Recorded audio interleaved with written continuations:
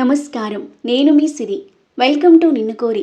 ఈరోజు కథ ప్రణయ సంఘర్షణ పార్ట్ 27. రచించిన వారు బృందా గారు.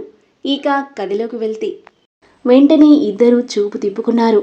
ఇద్దరిని చిరునవ్వుతో గమనిస్తున్న క్రిష్, ఇప్పుడు మొదలవుతుంది అసలు కథ, త్వరగా ఇక్కడి నుండి జారుకోవాలి అనుకుని, bye Ritwik, Nanditha bye, tiffin తినిపించి నువ్వు తినే అని పార్సల్ చేతికి ఇచ్చి నవ్వుతూ బయటకు వెళ్ళాడు. మీ ఓన్ని జాగ్రత్తగా చూసుకో అని బయటికి వెళ్ళాక అరుస్తూ వెళ్ళాడు క్రిష్. ఆ మాటకు నందిత కొంచెం కంగారు పడ్డా. తేరుకొని ప్లేట్ తీసుకుని టిఫిన్ పెడుతుంది.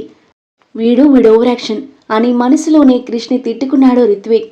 చైర్ బెడ్ దగ్గరికి వేసుకుని కూర్చొని ఇడ్లీ చట్నీలో వద్ది బిడియంగానే రిత్విక్ నోటి ముందు పెట్టగా రిత్విక్ నందిత వైపు చూశాడు.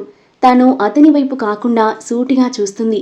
సార్ తినండి అని మెరిసే కళ్ళతో చిరునవ్వుతో రోజు తినిపించే నందితకు ఈరోజు నందితకు చాలా తేడా ఉంది. అలా అని కోపంగా కూడా లేదు, డల్గా కనిపిస్తుంది. తనని చూస్తూ నోరు తెరవగా అతనికి తినిపించింది. తింటూనే అప్రయత్నంగా అతని చూపు ఆమె పేదాల మీద నిలిచింది. చిట్లిన పెదవిని కవర్ చేయడానికి లిప్స్టిక్ ఎక్కువగా వేసుకున్నా అది రిత్విక్ గమనించాడు. అంత హార్ష్గా బిహేవ్ చేశానా? అతని మనసు చివుక్కుమంది. గిల్టీగా అనిపించింది. రిత్విక్ చూపులు గుచ్చుకున్నట్టుగా. సడన్గా తలెత్తి అతని కళ్ళలోకి చూసింది నందిత. కంగారుగా మొహం తిప్పుకున్నాడు రిత్విక్. ఇద్దరి మనసుల్లో ఏదో తెలియని సంఘర్షణ. అతనికి తినిపించి టాబ్లెట్స్ వేయించి పడుకోబెట్టబోయింది. కాసేపు ఇలాగే ఉంటాను, నువ్వు టిఫిన్ చెయ్యి అన్నాడు తన వైపు చూసి. నందిత తల ఆడించి తినాలని లేకపోయినా టిఫిన్ పెట్టుకుని అటువైపుకు తిరిగి తింటుంది. తనని చూస్తూనే అలాగే కళ్ళు మూసుకున్నాడు రిత్విక్. నందిత తినేసి రిత్విక్ వైపు తిరిగేసరికి అతను నిద్రపోతూ కనిపించాడు. చిన్నగా నిట్టూర్చి అతన్ని బెడ్పై సరిగ్గా పడుకోబెట్టి దుప్పటి కప్పి పక్కనే కూర్చుంది. సార్, ఏమీ జరగనట్టు నార్మల్గానే ఉన్నారు. రాత్రి జరిగిందేమీ గుర్తులేదా? నన్ను డిస్టర్బ్ చేసి హాయిగా పడుకున్నారు. ఎంత ఆలోచించకూడదు అనుకున్నా తనకు రాత్రి జరిగిందే గుర్తుకొస్తుంది. రిత్విక్ బిహేవియర్ తనలో రేకెత్తించిన ప్రశ్నలకు సమాధానం దొరికితే కానీ ఆమె మనసు కుదుటపడదు. కానీ ఆ సమాధానం ఎలా దొరకడం అతను చెప్పట్లేదు. ఎందుకిలా చేశారు అని తను అడగలేదు. అతని మీదున్న గౌరవం, ప్రేమ ఆమెను ప్రశ్నించకుండా ఆపేశాయి. ఎడతెగని ఆలోచనలతో గుండె భారంగా మారగా అలాగే కళ్ళు మూసుకుంది నందిత. రియా, డాడీ వెయిట్ చేస్తున్నారు, త్వరగా రా, టిఫిన్ చేద్దాం అని రియా గదికి వచ్చి పిలిచింది సుకన్య. నాకు ఆకలిగా లేదమ్మా, తర్వాత తింటాను, మీరు తినేయండి అంది ఫోన్లో చూస్తూ. ఫోన్ తీసి పక్కన పడేసి, ఏమైంది నీకు? 2 రోజుల నుండి సరిగ్గా తినట్లేవు, గది నుండి బయట కూడా రావట్లేదు. హెల్త్ బాలేదా అంటే బానే ఉంది అంటావు. మరి నీ ప్రాబ్లం ఏంటో చెప్తేనే కదా తెలిసేది అసహనంగా అంది సుకన్య. మా ఏం లేదు, ఇప్పుడేంటి, నేను తినాలి అంతే కదా, పద అని విసురుగా బయటికి నడిచింది రియా. తన వెనుకాలే నడిచింది సుకన్య. గుడ్ మార్నింగ్ డాడ్ అని నవ్వుతూ పలకరించి శివరాం పక్కన కూర్చుంది. సుకన్య వడ్డిస్తుంటే ఫాస్ట్గా తినేసి పైకి వెళ్ళిపోయింది. ఏమైందండి దీనికి, వింతగా ప్రవర్తిస్తుంది అంది సుకన్య వెళ్ళిపోతున్న రియా వైపు చూస్తూ. నువ్వేమైనా బాధ పెట్టేలా మాట్లాడావా అన్నాడు శివరాం తింటూ. ఇది మరీ బాగుంది, నేను దాన్ని బాధ పెడితే మీకెప్పుడో కంప్లైంట్ చేసి ఇల్లు పీకి పందిరేయదు అంది సుకన్య మూతి ముడుచుకుని. నువ్వు ఎక్కువగా ఆలోచించకు, నేను ఆఫీస్కి వెళ్తున్నా అని లేచి వెళ్ళిపోయాడు శివరాం. నీరసంగా నిట్టూరుస్తూ డైనింగ్ టేబుల్ సర్దడంలో మునిగిపోయింది సుకన్య. ఈడియట్, స్టూపిడ్, రాస్కెల్ అని ఫోన్లో శశి ఫోటో చూస్తూ తిడుతుంది రియా. ఏం చేస్తున్నాడో ఏంటో, నేను బ్లాక్ చేశా అని ఫీల్ అయి ఉంటాడా? అన్బ్లాక్ చేయనా అని శశి కాంటాక్ట్ ఓపెన్ చేసింది. అంతలోనే పెళ్లి చూపులు అన్న శశి మాట గుర్తొచ్చి కోపంగా ఫోన్ లాక్ చేసి పక్కన పడేసింది. వేరే అమ్మాయితో పెళ్లి చూపులకు రెడీ అయ్యావంటే నా మీద ఎలాంటి ఫీలింగ్స్ లేనట్టే కదా, నీ గురించి ఆలోచించడం వేస్ట్ అనుకుని మోకాలలో మొహం దాచుకుని కూర్చుంది. అయినా శశితో జ్ఞాపకాలు కళ్ళ ముందు కదులుతుండడంతో కళ్ళు తెరిచింది. ఎంత వద్దు అనుకున్నా నువ్వే గుర్తొస్తున్నావేంట్రా అని గట్టిగా అరుస్తూ జుట్టు పీక్కొని, mister Shashi, I hate you అని బెడ్పై బోర్లా పడిపోయింది. బావా, మన చెట్టు జామకాయలు అని కార్తిక్కి నందుకి జామకాయలు ఇచ్చి తను తింటూ పక్కన కూర్చున్నాడు మణి. మణి, ఈ ఇయర్ నీ MBA అయిపోతుంది కదా, తర్వాత ఏంటి ప్లాన్స్ అడిగాడు కార్తిక్ తింటూ. సిటీకి వచ్చి ఏదో ఒక జాబ్ చూసుకోవాలి బావా అన్నాడు మణి. ఎక్కడో ఎందుకు, మన కంపెనీలోనే చెయ్యి అనగానే మణి, నందితో పాటు వాసు, కళ్యాణి కూడా ఆశ్చర్యంగా చూశారు. మీ కంపెనీనా బావా అని మణి అంటుంటే అతని భుజం మీద చేయి వేసి మీ కాదు మన అన్నాడు. సరే బావా, థ్యాంక్ యూ సో మచ్ అన్నాడు మణి సంతోషంగా. వాసు, కళ్యాణి సంతోషంగా చూశారు. అల్లుడు గారు భోజనం చేద్దాం రండి అని వాసు పిలిచేసరికి అందరూ లేచి భోజనానికి కూర్చున్నారు. దసరా స్పెషల్గా మటన్ బిర్యానీ, మటన్ ఫ్రై చేసింది కళ్యాణి. అందరూ కబుర్లు చెప్పుకుంటూ భోజనం చేశారు. గదిలోకి రాగానే డోర్ పెట్టేసి కార్తీక్ని గట్టిగా వాటేసుకుంది నందు. ఏమైందే అంత గట్టిగా పట్టుకున్నావు? నేనెక్కడికి పారిపోనులే అన్నాడు అల్లరిగా. నాకు చాలా హ్యాపీగా ఉంది తెలుసా. పెద్ద ఇళ్లలో ఉండి లగ్జరీ లైఫ్ లీడ్ చేసే నువ్వు ఇక్కడ అడ్జస్ట్ అవుతావో లేదో అనుకున్నా. కానీ నా కుటుంబం, నీ కుటుంబం అనే భేదం లేకుండా అందరితో బాగా కలిసిపోయారు. అమ్మ, నాన్న, మణి అందరూ చాలా హ్యాపీగా ఉన్నారు తెలుసా అంది అతని బుగ్గలు పట్టుకొని లాగుతూ. అవునా అన్నాడు ఆమె నడుముని చుట్టేసి కళ్ళలోకి చూస్తూ. అవును అని మునివేళ్లపై నెక్కి అతని నుదిటిపై ముద్దు పెట్టుకుంది. శ్రీమతి గారు మంచి మూడ్లో ఉన్నట్టున్నారే నవ్వుతూ అంటూ ఆమెను దగ్గరికి లాక్కొని చెంపల మీద ముద్దు పెట్టి పేదాలను అందుకోబోయాడు. అంతలోనే ఫోన్ రింగ్ అవ్వడంతో నందు కంగారుగా దూరం జరగగా కరెక్ట్ టైంలో డిస్టర్బ్ చేశాడు. ఎవడు వీడు అని ఫోన్ తీసి చూశాడు. కార్తీక్ మొహాన్ని చూసి నవ్వుకుంది నందు. శశి అనుకున్నా వీడే అనుకొని గుర్రుగా చూసి ఫోన్ లిఫ్ట్ చేసి చెప్పరా అన్నాడు. మళ్ళీ వస్తాను అని నవ్వుకుంటూ బయటికి వెళ్ళింది నందు. రేయ్, ఈరోజు వస్తాన్నావు కదా, వస్తున్నావా అడిగాడు శశి. వస్తున్నారా, ఇంకో 1 అవర్లో స్టార్ట్ అవుతాం అనగానే ఓకేరా అని ఫోన్ కట్ చేశాడు శశి. కొంతసేపటికి అయిపోయిందా మాట్లాడడం అని చేతులు వెనక్కి పెట్టుకుని వయ్యారంగా నడుస్తూ వచ్చింది నందు. తనని విచిత్రంగా చూసి ఏందా చావే అన్నాడు. టంటడాయ్ అని చేతులు అతని ముందు పెట్టింది. వేళ్లకు చిలుకలు చుట్టుకుని వచ్చింది. ఏంట ఇవి అన్నాడు కార్తీక్ కొత్తగా చూస్తూ. వీటిని చిలుకలు అంటారు. కొత్త దంపతులు శోభన రోజు తినిపించుకుంటారు. మనకి అవకాశం రాలేదు కదా, అందుకే ఇలా అని అతని ముందు పెట్టింది. కార్తీక్ బెడ్పై కూర్చొని తనని ఒళ్ళోకి లాక్కున్నాడు. నందు ప్రేమగా చూస్తుంటే ఆమె కళ్ళలోకి మత్తుగా చూస్తూ ఆమె వేళ్ళకి ఉన్న చిలుకలను అందుకొని తింటూ ఉన్నాడు. రిత్విక్కి మేల్కు వచ్చి కళ్ళు తెరిచి చూశాడు. చైర్లో కూర్చొని బెడ్పై తల కింద చేతులు పెట్టి పడుకుంది నందిత. తన వైపు చూసి నేను చేసిన పిచ్చి పనికి నైట్ సరిగ్గా నిద్రపోలేదనుకుంటా అని నిట్టూర్చాడు. బాబుగారు అని ఎవరో డోర్ కొడుతుండడంతో కళ్ళు తెరిచిన నందిత లేచి డోర్ తీసింది. అమ్మగారు భోజనం రెడీ అయిందమ్మా, వడ్డించమంటారా అడిగింది మంగ. నందిత ఏమంటారు అన్నట్టుగా రిత్విక్ వైపు చూడగా ఓకే అన్నాడు. తీసుకురా అనగానే సరే అమ్మగారు అని 5 నిమిషాలలో వంటలు అన్నీ టేబుల్ మీద సర్దింది. నేను వడ్డిస్తాలే అని నందిత అనగా సరే అమ్మగారు, ఏదైనా అవసరమైతే మంగ అని ఒక కేకేయండి, క్షణాల్లో మీ ముందుంటాను అంది నవ్వుతూ. సరే మంగ అని నవ్వుతూ చెప్పి తను వెళ్ళగానే డోర్ దగ్గరగా వేసింది. భోజనం ప్లేట్లో పెట్టి రిత్విక్ని లేపి కూర్చోబెట్టి తినిపిస్తుండగా క్రిష్ డోర్ నాక్ చేసి లోపలికి రావచ్చా అన్నాడు. రేయ్, ఎక్స్ట్రాలు చేసింది చాలు రాబే అన్నాడు రిత్విక్. క్రిష్ నవ్వుతూ లోపలికి వచ్చాడు. ఆకలి దంచేస్తుంది అని క్రిష్ ప్లేట్ తీసేసరికి సార్ వడ్డిస్తాను అని లేవబోయింది నందిత. నందిత ఇట్స్ ఓకే, మీ వాడికి బాగా ఆకలిగా ఉన్నట్టుంది, వాడికి తినిపించు, నేను పెట్టుకుంటాలే అన్నాడు రిత్విక్ వైపు ఓరగా చూస్తూ. మీవాడేంట్రా, మీవాడు ఒంటరిగా దొరకరా, నీ పని చెప్తా అని క్రిష్ వైపు గుర్రుగా చూస్తూ మనసులో అనుకున్నాడు రిత్విక్. రిత్విక్ మనసులో మాటలు అర్థమైనట్లుగా నవ్వుతూ కన్నుగీటాడు క్రిష్. రిత్విక్, ఈరోజు వంటలు టేస్టీగా ఉన్నాయి కదా అన్నాడు చైర్లో కూర్చుని తింటూ. అని తల ఆడించాడు కోపంగా చూస్తూ. నందిత చాలు అని రిత్విక్ అనగా తన పేరు అతని నోటి వెంట కొత్తగా వినిపించింది నందితకు. తలెత్తి అతని వైపు చూసింది. రిత్విక్ తనని చూస్తుండడంతో కళ్ళు వాల్చేసి ఇంకొంచెం తినండి సార్ అని ఇంకో 3 ముద్దలు తినిపించేసింది. రిత్విక్ మారు మాట్లాడకుండా మౌనంగా తినేశాడు. నందిత కమ్, నాకు కంపెనీ ఇవ్వు అన్నాడు క్రిష్. వస్తున్నా సార్ అని తను ప్లేట్లో పెట్టుకుని క్రిష్కి ఎదురుగా కూర్చుంది. ఆఫీస్ విషయాలు మాట్లాడుకుంటూ ఇద్దరూ భోజనం ముగించారు. రే అంకుల్ కాల్ చేశారా, నువ్వు కాల్ చేస్తే లిఫ్ట్ చేయట్లేదని నాకు చేశారు అని క్రిష్ అనేసరికి నన్ను ఇలా చూసి ఆయన బాధపడడం నాకు ఇష్టం లేదు. ఎలాగో 2 రోజుల్లో వస్తాడుగా, అప్పుడొచ్చి చూస్తాడులే అన్నాడు రిత్విక్. అది కూడా కరెక్టేలే, సరే నువ్వు రెస్ట్ తీసుకో. నందిత మనం అలా ఇల్లు చూసొద్దన్రా అని క్రిష్ లేవగా సార్ ఒక్కడినే వదిలి వెళ్ళడం ఎలా అని మెల్లిగా అంటూ రిత్విక్ వైపు చూసింది.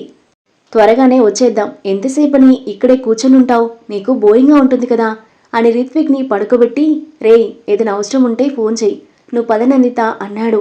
నందిత బయటికి నడవగా డోర్ దగ్గరున్న క్రిష్ చెయ్యి పట్టి వెనక్కి లాగాడు రిత్విక్. రేయ్ ఏం మాట్లాడతావురా తనతో, నా గురించేనా అన్నాడు కొంచెం కోపంగా.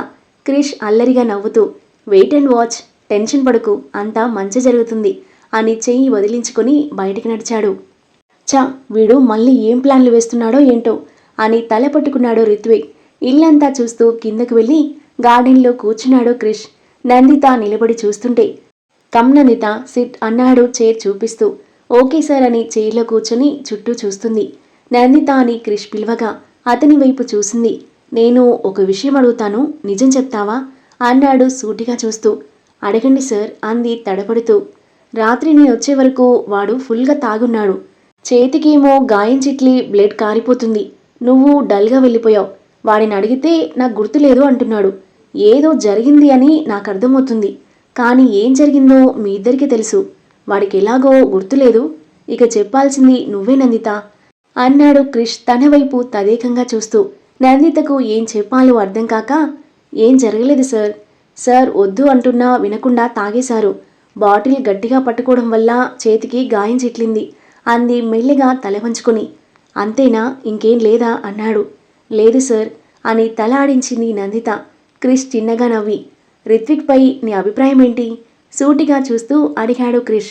అలా డైరెక్ట్గా అడిగేసరికి కొంచెం కంగారు పడిన నందిత తనని తాను తమాయించుకుని, అభిప్రాయం అంటే సార్ కూల్ పర్సన్, మంచివారు, అందరినీ బాగా చూసుకుంటారు అంది మెల్లగా. నందిత, నువ్వు రిత్విక్ని లవ్ చేస్తున్నావు కదా అడిగాడు మెల్లిగా. నందిత షాకింగ్గా క్రిష్ వైపు చూసి, మీకు అలా ఎందుకు అనిపించింది? అదేం లేదు అంది కంగారుగా. నాకు తెలుసు నందిత, నువ్వు చేసే ప్రతి పనిలో వాడి మీద నీకున్న ప్రేమ కనిపిస్తుంది. నీకు తెలియని ఇంకొక విషయం ఏంటంటే వాడు కూడా నిన్ను లవ్ చేస్తున్నాడు అన్నాడు. నందిత విస్మయంగా చూస్తుంటే, అవును, వాడికి నువ్వంటే ఇష్టం, కానీ నీకు చెప్తే ఒప్పుకుంటావో లేదో అన్న భయంతో నీకు చెప్పలేక మనసులో దాచుకోలేక తర్జన భర్జన పడుతున్నాడు అని ఒక పెద్ద అబద్ధం చెప్పేశాడు క్రిష్. నిన్న రాత్రి కూడా అదే సంఘర్షణతో మనసును అదుపు చేసుకోలేక తాగేశాడట. అంతవరకే వాడి గుర్తుంది. నువ్వు డల్గా వెళ్ళావంటే సంథింగ్ ఈజ్ రాంగ్ అని నాకు అర్థమైంది. కానీ ఒక్క విషయం నందిత, నీతో వాడు ఏం మాట్లాడినా ఏం చేసినా అది కేవలం నీ మీద ప్రేమతోనే అన్నాడు క్రిష్. నందిత కళ్ళ నీళ్లతో అలాగే చూస్తుండిపోయింది. ఇదంతా ఎందుకు మాట్లాడుతున్నా అంటే, నిన్నటి సంఘటన వల్ల మీ మధ్య దూరం రాకూడదు. వాడంతట వాడు వాడి ప్రేమను మనసు విప్పి చెప్పే రోజు త్వరలోనే వస్తుంది. కానీ నువ్వు ఇలా డల్గా ఉండేసరికి ఏం చేశానో ఏంటో అని బాగా గిల్టీగా ఫీల్ అవుతున్నాడు. సో ప్లీజ్, నువ్వు మళ్ళీ వాడితో ముందులా ఉండు, వాడు కూడా హ్యాపీగా ఉంటాడు అన్నాడు క్రిష్. క్రిష్ మాటలకు నందిత మనసు కొద్దిగా కుదుటపడగా, రిత్విక్ తనని లవ్ చేస్తున్నాడు అనే ఆలోచన ఆమె మనసుకు సంతోషంగా అనిపించగా కన్నీళ్లు తుడుచుకుని, ఓకే సార్, అలాగే ఉంటాను అంది చిన్నగా నవ్వుతూ. అమ్మయ్యా అని మనసులో అనుకుని, thank you Nanditha, thank you so much అన్నాడు ఆమె చేతులు పట్టుకుని. నేనే మీకు థ్యాంక్స్ చెప్పాలి సార్ అంది నందిత చిరునవ్వుతూ. సరే పదా, ఇంకా లేట్ అయితే వాడు టెన్షన్ పడతాడు అన్నాడు చైర్లో నుండి లేస్తూ. ఓకే సార్ అని అతని వెనుక కదిలింది. దేవుడా, 1000 అబద్ధాలాడైనా ఒక పెళ్లి చేయాలి అంటారు. ఈ ఒక్క పెళ్లితో 4 జీవితాలు ముడిపడున్నాయి. వీడి పిల్లతో హ్యాపీగా ఉంటేనే అక్కడ నందిని, కార్తిక్ హ్యాపీగా ఉంటారు. రిత్విక్ ప్రేమ ఎలాంటిదో నాకు తెలుసు. వాడు నందిత ప్రేమలో పడితే తనని కూడా ప్రాణంలా చూసుకుంటాడు అనే నమ్మకం నాకుంది. అందుకే ఇలా చేస్తున్నా. దయచేసి వాళ్ళిద్దరు ఒక్కటయ్యేలా చేయి స్వామి అని మనసులోని వేడుకున్నాడు. కార్తిక్ ఆఫీస్కి వచ్చేసరికి ఎంట్రన్స్లో కాలగాలిన పిల్లిలా తిరుగుతున్నాడు శశి. కార్తిక్ని చూడగానే ఫాస్ట్గా ఎదురెళ్ళి, అమ్మయ్యా వచ్చేసావా, నీకోసమే ఎదురు చూస్తున్నా అన్నాడు. ఎందుకురా, ఏమైనా మీటింగ్ ఉందా ఇప్పుడు అడిగాడు కార్తిక్ తన క్యాబిన్లోకి నడుస్తూ. ఆరా, కాకపోతే నీకు కాదు నాకు అన్నాడు శశి. కార్తిక్ తల తిప్పి చూడగా, అంటే ఫ్రెండ్ని మీట్ అవ్వడానికి అర్జెంటుగా ముంబై వెళ్ళాలిరా అన్నాడు శశి కొంచెం తడబడుతూ. ఎవరా ఫ్రెండ్, రియానా అన్నాడు కార్తిక్ ఊరగా చూస్తూ. శశి నోరెళ్ళబెట్టి చూడగా, నీ వేషాలు నాకు తెలీదనుకున్నావా అన్నాడు కళ్ళెగరిస్తూ. శశి దొరికిపోయిన దొంగలా మొహం పెట్టి, ఆవులిస్తే పేగులు లెక్కబెట్టే రకం నువ్వు, నీ గురించి తెలిసి కూడా ఎందుకనుకుంటారా అన్నాడు గొనిగినట్లుగా. సరే ఇప్పుడేంటి వెళ్తానంటావు? లవ్ చేస్తున్నావా దాన్ని? అడిగాడు సూటిగా చూస్తూ. శశి తల అడ్డంగా నిలువుగా ఊపుతూ గుండ్రంగా తిప్పుతుంటే తల 2 చేతులతో కదలకుండా పట్టుకుని నోటితో చెప్పు అన్నాడు కార్తీక్. శశి గట్టిగా ఊపిరి తీసుకుని సరే నీ దగ్గర దాచేదేముంది చెప్తా. అదంటే నాకిష్టం. కానీ ఇంతవరకు ప్రపోజ్ చేయలేదు. తనకి కూడా నేనంటే ఇష్టమే అనిపిస్తుంది. కాకపోతే మొన్న ఒక పిచ్చి పని చేశా. దాని మనసులో మాట బయటపెడుతుందేమో అనుకుని పెళ్లి చూపులు అని చెప్పా. అంతే. ఫోన్ కట్ చేసి మొత్తం బ్లాక్ చేసి పడేసింది తింగరిది అన్నాడు ఏడుపు మొహం పెట్టి. కార్తీక్ ఒక్కసారిగా గట్టిగా నవ్వాడు. శశి గుర్రుగా చూస్తుంటే తింగరిది అది కాదు, నువ్వే పెద్ద తింగరోడివి. ప్రపోజ్ చేయకుండా ఫోన్లో ఇలాంటి ప్రయోగాలు చేస్తే బ్లాక్ చేయక ముద్దు పెట్టుకుంటారా? అసలే అది రియా, మా బ్లడ్ అన్నాడు కార్తీక్ గర్వంగా. అంతా నా కర్మరా. ఇప్పుడు దాన్ని ఎలా కన్విన్స్ చేయాలో చెప్పు అన్నాడు శశి. నీ మనసులో ఏముందో దానికి అర్థమయ్యేలా చెప్పు. అది నిన్ను నిజంగా ప్రేమిస్తే అదే బయటపడుతుంది. కాకపోతే ఒక్క విషయం, దాని గురించి నాకు తెలియదు కాబట్టి నిన్ను ప్రేమించకు అని చెప్పను. నిజమైన ప్రేమ దొరకడం అదృష్టం.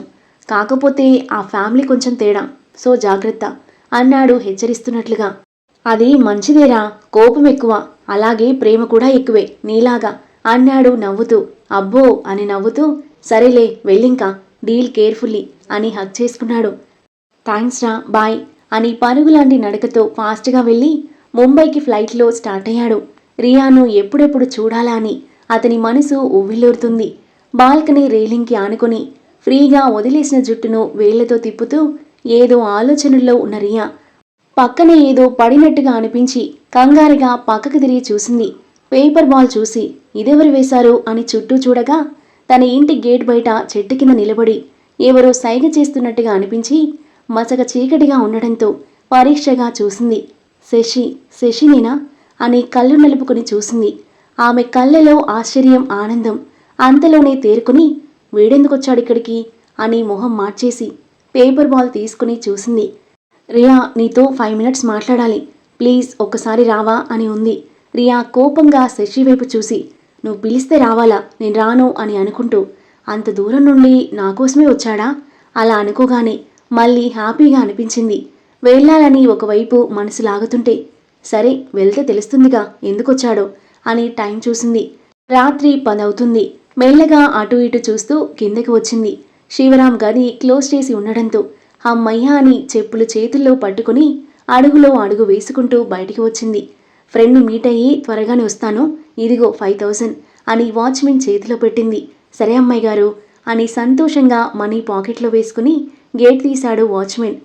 బ్లాక్ కలర్ పైన మల్టీ కలర్ రోజ్ ఫ్లవర్స్తో ఉన్న skirt, pink colour short top వేసుకుని హెయిర్ లీవ్ చేసుకుని ఎలాంటి మేకప్ లేకపోయినా వీధి లైట్స్ వెలుగులో అందంగా మెరిసిపోతున్న రియాను కన్నార్పకుండా చూస్తున్నాడు. చూసి కొన్ని రోజులే అయినా ఎన్నో ఏళ్లలా అనిపిస్తుంది. అమాంతం వెళ్ళి తనని గట్టిగా హక్ చేసుకోవాలన్న కోరికను బలవంతంగా కంట్రోల్ చేసుకుని మెరిసే కళ్ళతో పేదాలపై చిరునవ్వుతో తనని ఆర్తిగా చూస్తున్నాడు. శశిని చూసి రియా మనసు సంతోషంతో తేలిపోతున్నా మోహం కోపంగా పెట్టి ఎందుకొచ్చావు అంది. ఆ తర్వాత ఏం జరగబోతుంది? శశి రియాకి ప్రపోజ్ చేస్తాడా? రియా శశి ప్రేమను యాక్సెప్ట్ చేస్తుందా? రిత్విక్ నందిత ప్రేమలో పడిపోతాడా? వారి గురించి కార్తిక్ నందులకు నిజం తెలుస్తుందా? అద్భుతమైన కథనంతో ఊహించని ట్విస్ట్లతో ఇంట్రెస్టింగ్గా సాగే ఈ కథ యొక్క నెక్స్ట్ ఎపిసోడ్ కోసం మన నెక్స్ట్ వీడియో చూడండి. కథ నచ్చితే లైక్ చేయండి. మరిన్ని ఇలాంటి ఇంట్రెస్టింగ్ స్టోరీస్ కోసం మన ఛానల్ని సబ్స్క్రైబ్ చేయండి. Thank you for listening.